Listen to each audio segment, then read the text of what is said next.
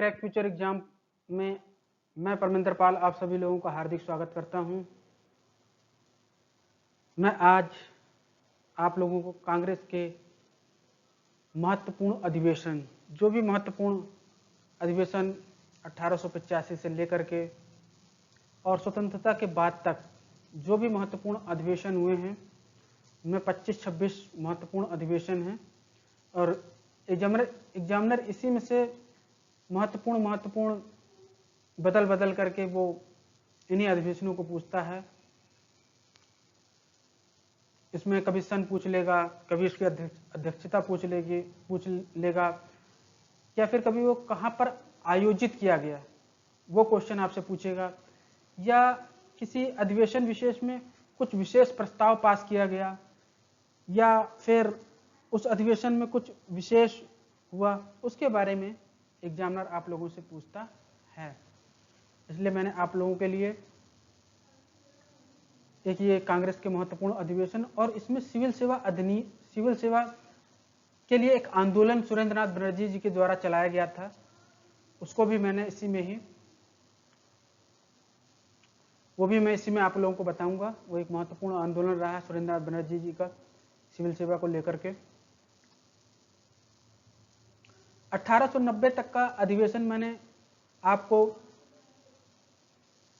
कांग्रेस की स्थापना में जो राजनीतिक संस्थाएं थी उसके अंतर में पहले ही आप लोगों को बता चुका हूं, और उसके बाद कांग्रेस के अन्य भी अधिवेशन हुए जो एग्जाम के दृष्टिकोण से महत्वपूर्ण है, उन्हें मैं आज विस्तार से बताऊंगा।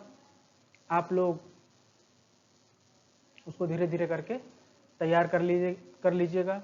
आप लोग इससे अपने नोट्स भी बना सकते हैं, क्योंकि ये जो मैंने अधिवेशन या जो भी मैं ये आप लोगों को मैं बता रहा हूँ अपने यूट्यूब चैनल के माध्यम से, ये विभिन्न किताबों से कलेक्शन किया गया है और ऑथराइज किताबें हैं, प्रमाणिक किताबों के माध्यम से ही मैंने उसका कलेक्शन किया है। चलिए शुरुआत करते हैं। कांग्रेस के अन्य महत्वपूर्ण 1890 के बाद जो अधिवेशन हुए उनमें एक अधिवेशन 1896 ईस्वी का अधिवेशन था और यह कलकत्ता में आयोजित किया गया था और इसकी अध्यक्षता रहीमतुल्ला सयानी जी के द्वारा की गई थी। इस अधिवेशन में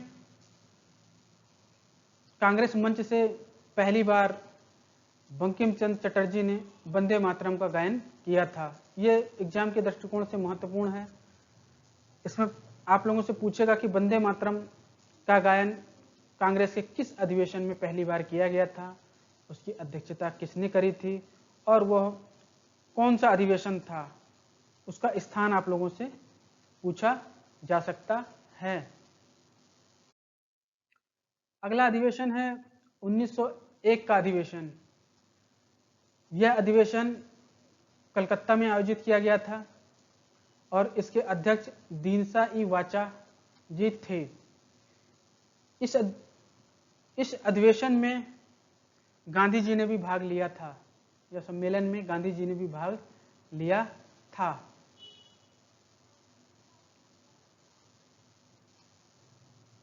अगला अधिवेशन है, इसमें गांधी जी दक्षिण अफ्रीका में थे और वहां से आए थे इंडिया में, तो वो इस सम्मेलन में उन्होंने भाग लिया था। अगला अधिवेशन है 1905 का अधिवेशन। ये बनारस अधिवेशन के नाम से जाना जाता है। इसकी अध्यक्षता गोपाल कृष्ण गोखले के द्वारा की गई थी। इस अधिवेशन में गोखले को विपक्ष के नेता की उपाधि दी गई थी। अगला अधिवेशन है 1906 का कलकत्ता अधिवेशन। इस अधिवेशन की अध्यक्षता दादा भाई नेरोजी के द्वारा की गई थी। इस अधिवेशन में पहली बार स्वराज्य शब्द का प्रयोग दादा भाई नेरोजी के द्वारा किया गया था। पांचवा छठा भी बार बार एग्जामों में पूछा जाता है। ये महत्वपूर्ण अधिवेशन है। इतने अधिवेशन आप लोगों को धीरे धीरे करके याद करना पड़ेंगे, क्योंकि एग्जाम को पास करना है। तो इन अधिवेशनों को याद करना है। एक दो क्वेश्चन यहाँ से, एक क्वेश्चन तो निश्चित तौर से ही हर एग्जामों में आता है। अगला अधिवेशन 1907 का कांग्रेस अधिवेशन। यह अधिवेशन सूरत में आयोजित किया गया था और इस अधिवेशन की अध्यक्षता रासबिहारी बोस के द्वारा की गई थी। स्वराज शब्द की व्याख्या को लेकर के कांग्रेस का नरम दल व गरम दल में विभाजन हो गया था। क्वेश्चन यहाँ पे आपसे पूछा जाएगा कि कांग्रेस का पहली बार विभाजन किस अधिवेशन में हुआ था? 1907 का सूरत अधिवेशन में हुआ था।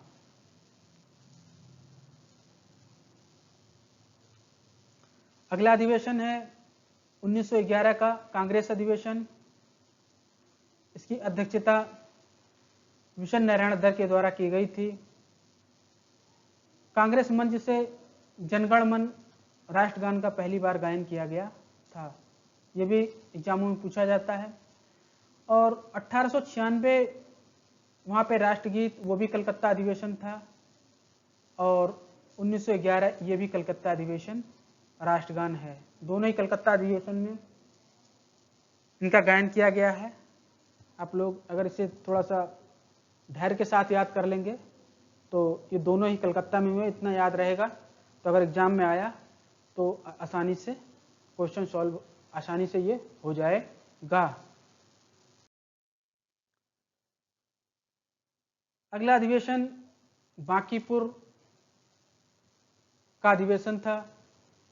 यह अधिवेशन 1912 में आयोजित किया गया था। बांकीपुर पटना में अवस्थित है और इस अधिवेशन की अध्यक्षता आर.एन. मुधोलकर जी के द्वारा की गई थी। इसी अधिवेशन में ह्यूम को कांग्रेस का पिता कहा गया था। कांग्रेस का पिता इसलिए कहा गया क्योंकि उन्होंने कांग्रेस की स्थापना की थी, वो इसके संस्थापक थे। अगला अधिवेशन है लखनऊ अधिवेशन। यह अधिवेशन 1916 में आयोजित किया गया था। इस अधिवेशन की अध्यक्षता अंबिका चरण मजूमदार के द्वारा की गई थी। तिलक एवं एनी बेसेंट के प्रयासों से कांग्रेस एवं मुस्लिम लीग में समझौता किया गया था। जब 1905 में बंगाल का विभाजन हुआ था तो उस समय कांग्रेस और मुस्लिम लीग दोनों में ही दरारें पड़ गई थी। बाद में 1909 के मार्लियामेंटो अधिनियम से मुस्लिमों को सांप्रदायिक निर्वाचन क्षेत्र दिया गया था। इसके कारण कांग्रेस और मुस्लिम लीग दोनों ही अलग चल रहे थे। इसी अधिवेशन में, लखनऊ अधिवेशन में, यह समझौता तिलक एवं एनी बेसेंट के द्वारा कराया गया था। यह एग्जाम के दृष्टिकोण से महत्वपूर्ण है कि कांग्रेस के किस अधिवेशन में कांग्रेस और मुस्लिम लीग के बीच में समझौता हुआ था, वो लखनऊ अधिवेशन था। इस अधिवेशन को लखनऊ समझौता या कांग्रेस लीग पैक्ट कहा जाता है। मदन मोहन मालवीय ने इस समझौते का विरोध किया था। इस अधिवेशन में नरम दल व गरम दल पुनः एक हो गए थे। जिस सूरत अधिवेशन 1907 में कांग्रेस का विभाजन नरम दल और गरम दल में हुआ था, वो भी इसी अधिवेशन में पुनः एक हो गए थे। तिलक ने लखनऊ के 1916 के इसी अधिवेशन में नारा दिया था कि स्वराज मेरा जन्मसिद्ध अधिकार है और मैं इसे लेकर के रहूंगा। ये इनका नारा एग्जाम की दृष्टिकोण से बहुत महत्वपूर्ण है। वैसे भी अगर कांग्रेस आंदोलन से इसे हटा भी दिया जाए तब भी इनका नारा महत्वपूर्ण है कि नारा किसने दिया था। तो ये बाल गंगाधर तिलक के द्वारा दिया गया था। अगला अधिवेशन है कांग्रेस का कलकत्ता अधिवेशन। यह अधिवेशन 1917 में आयोजित किया गया था। इस अधिवेशन की अध्यक्षता एनी बेसेंट के द्वारा की गई थी। यह कांग्रेस की प्रथम महिला अध्यक्ष थी। जो भी एग्जाम की दृष्टिकोण से अत्यधिक इंपोर्टेंट में भी इंपोर्टेंट हो सकता है, उसको मैंने जगह जगह पर डार्क कर रखा है, वहां से आप लोग उसको समझ सकते हैं। यह कांग्रेस की प्रथम महिला अध्यक्ष थी। बहुत महत्वपूर्ण क्वेश्चन है। अगला अधिवेशन है कांग्रेस का दिल्ली अधिवेशन। यह अधिवेशन 1918 ईस्वी में आयोजित किया गया था। इसकी अध्यक्षता मदन मोहन मालवीय के द्वारा की गई थी। इस अधिवेशन में तिलक अध्यक्ष चुने जाने वाले थे, परंतु इनका एक केस लंदन में चल रहा था।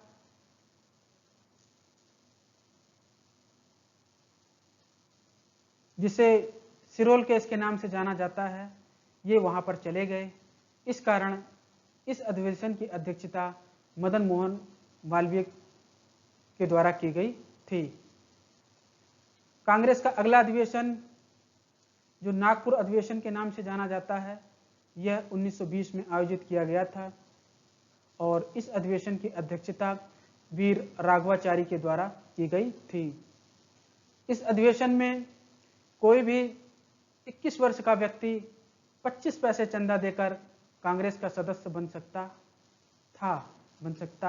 था।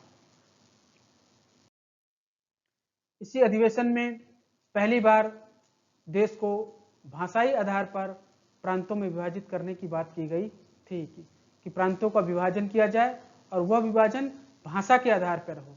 अगर कहीं पर कन्नड़ बोलने वाले हैं तो वहां पर कन्नड़ भाषा के प्रांत बनाए जाएं, जहां तमिल बोलने वाले हैं तमिल भाषा के प्रांत बनाए जाएं।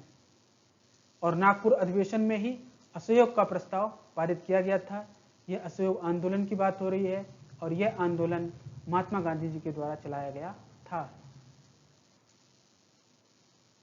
अगला अधिवेशन अहमदाबाद अधिवेशन के नाम से जाना जाता है और यह अधिवेशन 1921 ईस्वी में आयोजित किया गया था। इस अधिवेशन की अध्यक्षता चित्तरंजन दास के द्वारा की गई थी, परंतु दास के जेल में होने के कारण इस अधिवेशन की अध्यक्षता हकीम अजमल खां के द्वारा की गई थी।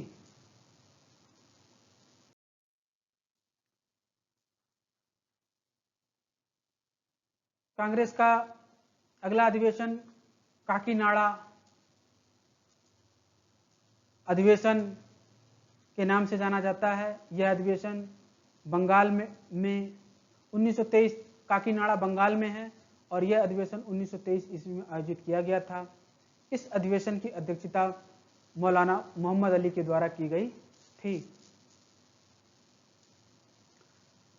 बेलगांव कर्नाटक अधिवेशन 1924 में आयोजित किया गया था। यह एकमात्र ऐसा अधिवेशन है जिसकी अध्यक्षता महात्मा गांधी के द्वारा की गई थी।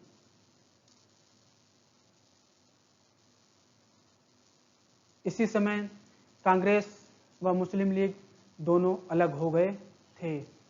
जब चौरा चौरी कांड हो गया उसके बाद धीरे धीरे कांग्रेस और मुस्लिम दोनों अलग हो गए।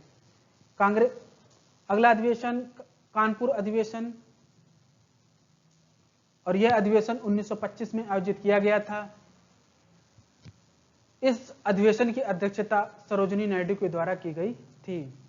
यह कांग्रेस की प्रथम भारतीय महिला अध्यक्ष निर्वाचित हुई थी। प्रथम भारतीय की बात आएगी तब सरोजिनी नायडू जी का नाम आएगा और कांग्रेस की प्रथम महिला अध्यक्ष का नाम अगर पूछा जाए तो उस समय 1917 में एनी बेसेंट का नाम आता है। यहाँ पे एग्जाम में बच्चा कंफ्यूज हो जाता है और फिर वहां पर वो गलती कर देता है और उसका क्वेश्चन गलत हो जाता है। यहाँ पर आप लोगों को इसको ध्यान में रखना है। अगला अधिवेशन कांग्रेस का गुवाहाटी अधिवेशन 1926 में आयोजित किया गया था। गुवाहाटी असम में है। इस अधिवेशन की अध्यक्षता एम श्रीनिवास आयंगर के द्वारा की गई थी और इसी अधिवेशन में कांग्रेस नेताओं को खादी पहनना अनिवार्य कर दिया गया था।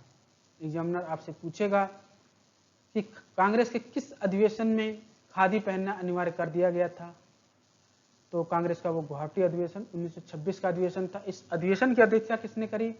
एम श्रीनिवास आयंगर के द्वारा की गई थी।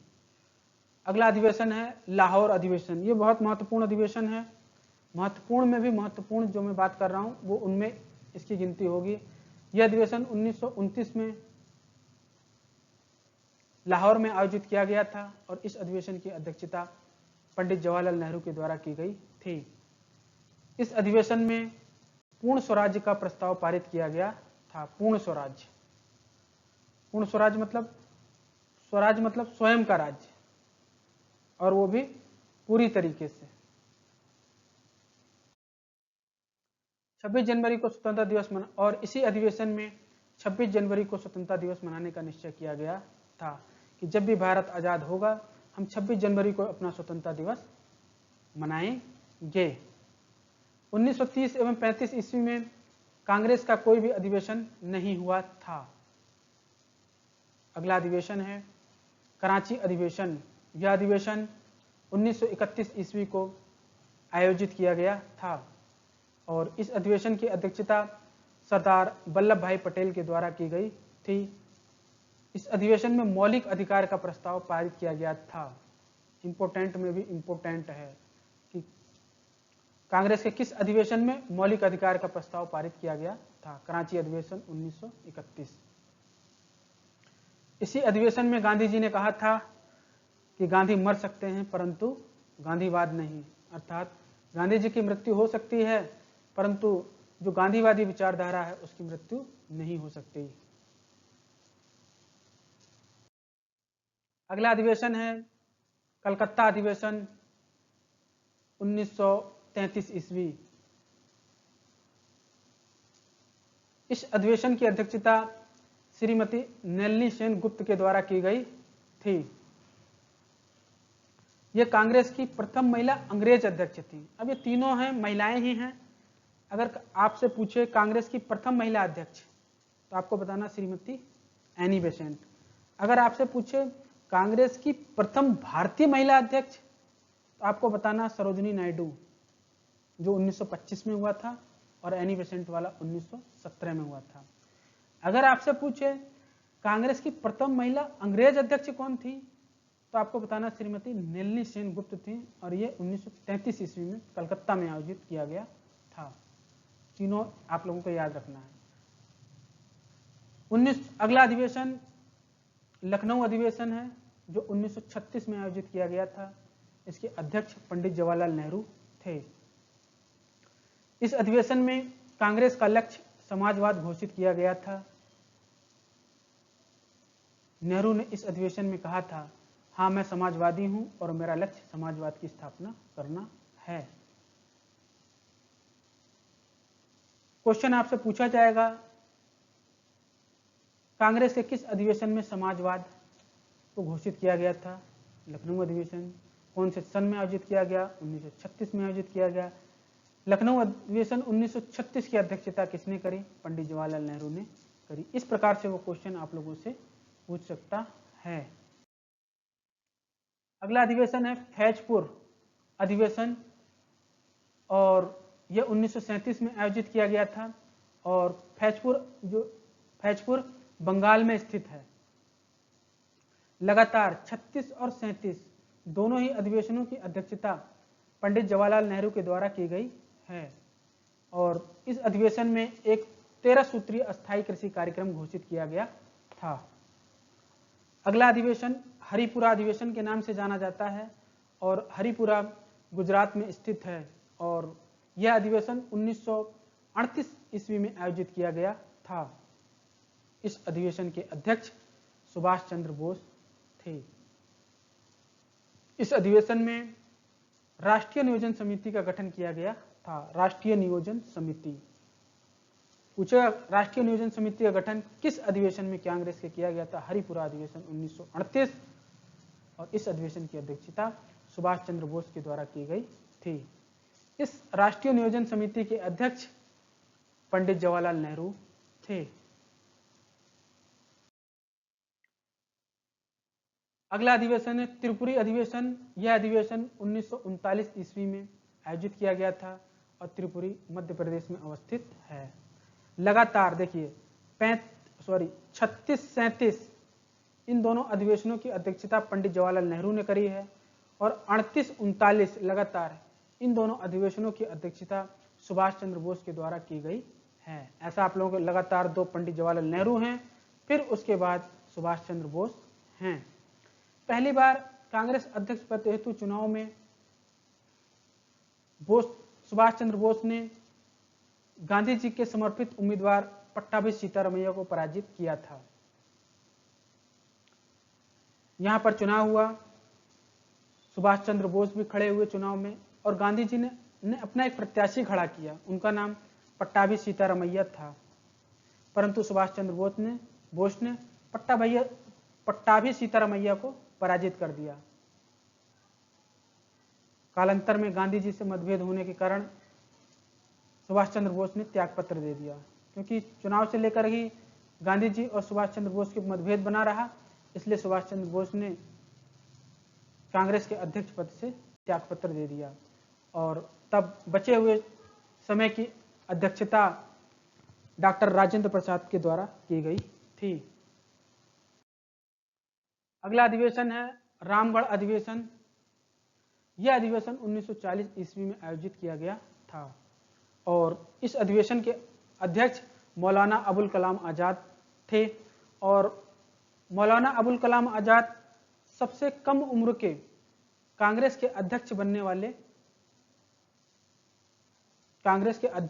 सबसे कम उम्र में बनने वाले व्यक्ति थे।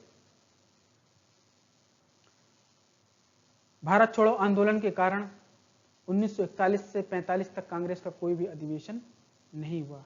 1942 में भारत छोड़ो आंदोलन हुआ था, लेकिन उससे पूर्व ही 1941 से 45 तक कांग्रेस का कोई भी अधिवेशन आयोजित नहीं हुआ। अतः इन वर्षों में अबुल कलाम आजाद ही कांग्रेस के अध्यक्ष बने रहे, उन्होंने ही वही कांग्रेस के अध्यक्ष रहे, और ये सबसे लंबे समय तक कांग्रेस के अध्यक्ष रहे थे। एग्जामिनर पूछे अगर आपसे कि कांग्रेस के सबसे लंबे समय तक कांग्रेस के अध्यक्ष कौन रहे, तो मौलाना अबुल कलाम आजाद रहे। सबसे कम उम्र के कांग्रेस अध्यक्ष कौन रहे, तो वो भी मौलाना अबुल कलाम आजाद रहे थे। अगला अधिवेशन है मेरठ अधिवेशन।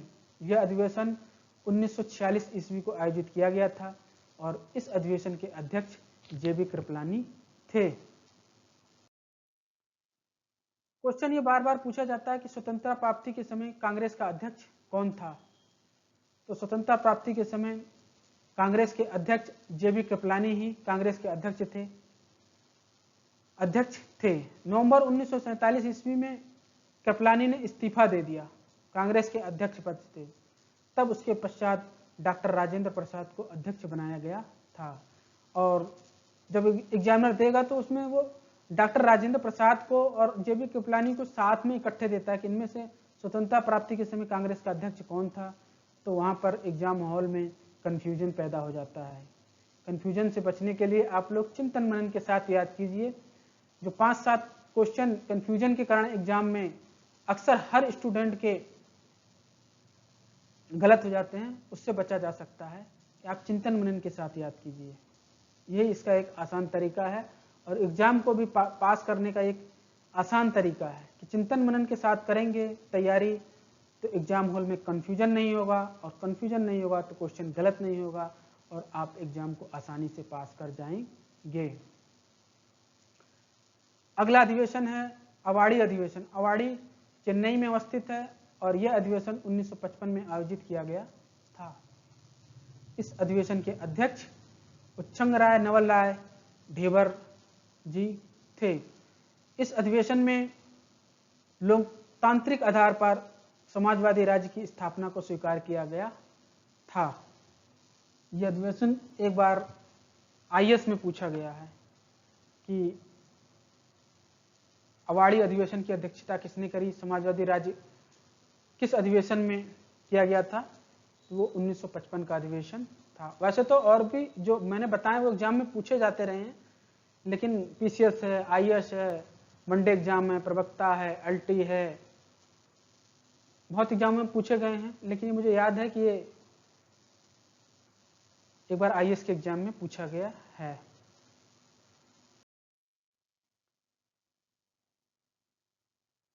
अगला सिविल सर्विसेज आंदोलन, ये कांग्रेस के महत्वपूर्ण अधिवेशन, इसकी ये पीपीटी चल रही थी इसलिए लिखा हुआ है, तो इसको आप लोग मत समझिएगा कि ये महत्वपूर्ण अधिवेशन है। महत्वपूर्ण अधिवेशन जो भी थे वो समाप्त हो चुके हैं। एक सिविल सर्विसेज आंदोलन चलाया गया था।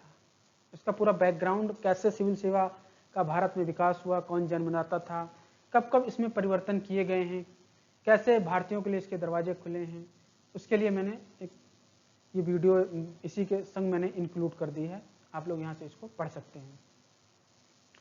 तो सिविल सर्विसेज आंदोलन में सिविल सर्विसेज का जन्मदाता लॉर्ड कॉर्नवालिस को माना जाता है। भारतीयों के लिए इस प्रतियोगिता हेतु 1853 ईस्वी में दरवाजे खुले।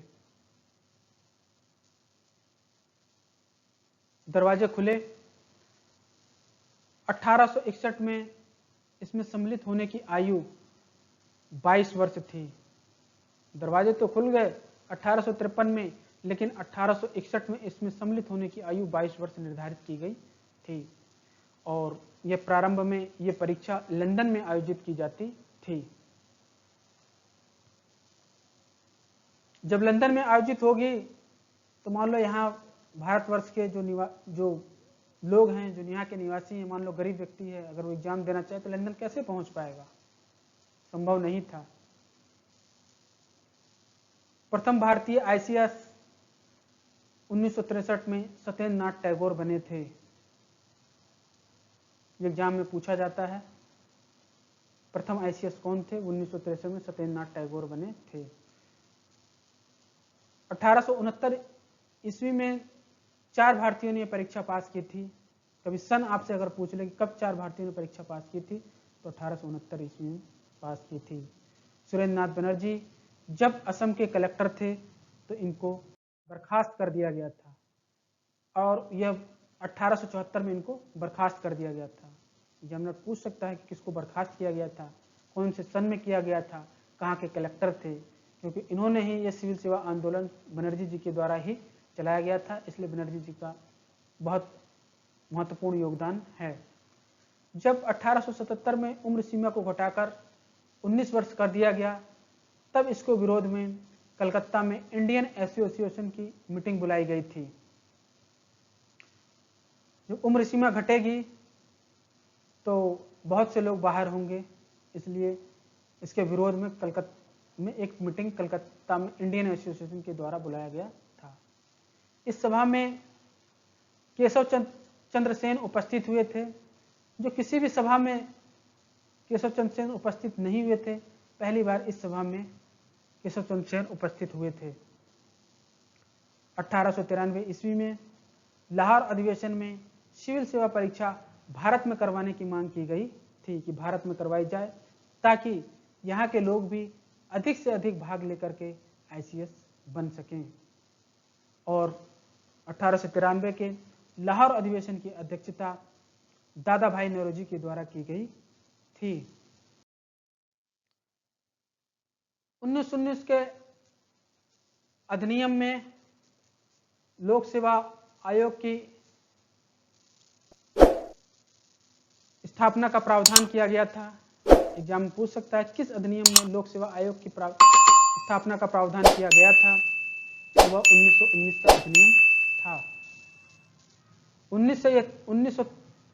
1923 से यह परीक्षा भारत एवं ब्रिटेन में एक साथ आयोजित की जाने लगी थी। अर्थात 1923 से भारत एवं ब्रिटेन में एक साथ परीक्षा आयोजित की जाने लगी थी। भारत में यह दिल्ली में आयोजित होती थी और ब्रिटेन में यह लंदन में आयोजित होती थी। इसके अलावा इस सिविल सेवा अधिनियम में एक दो कमेटियां भी बनाई गई हैं। तो कमेटियां, मैं जनरल स्टडी का जो टेस्ट ले रहा हूं, जो भी कमेटी होगी वो टेस्ट के माध्यम से आप लोगों को वहां पर देखने को मिलेगा कि ये कमेटियां जो है लोक सेवा आयोग के लिए बनाई गई थी, इन्होंने कुछ संस्तुतियां दी थी, वहां पर मिलेगा। इसको मैंने यहाँ पे ऐड नहीं किया है। ये कांग्रेस के महत्वपूर्ण अधिवेशन, मैं उम्मीद करता हूं कि इससे बाहर नहीं होगा। इस पर निर्भरता आप लोग बना के रखिए। और ये सिविल सेवा का जो आंदोलन चलाया गया था वो था। दोस्तों, आप लोगों को मेरा वीडियो कैसा लगा? अच्छा लगा तो मेरे चैनल क्रैक फ्यूचर एग्जाम के चैनल को लाइक करें। और जो भी मेरे इस चैनल पर नए हैं, मेरे चैनल को सब्सक्राइब कर दें ताकि कोई भी वीडियो अपलोड करूं उसका नोटिफिकेशन आप तक पहुंच जाए। इसके अलावा मेरे वीडियो आप अपने दोस्तों के बीच में शेयर कर सकते हैं ताकि वो भी इनको पढ़ करके अपने एग्ज़ाम को आसानी से पास कर लें, क्योंकि ये मैटर इतना पर्याप्त है, लगभग पर्याप्त है। मैं मानता हूँ कि इससे एग्ज़ाम को आसानी से पास किया जा सकता है। Thank you so much. आपका दिन शुभ हो।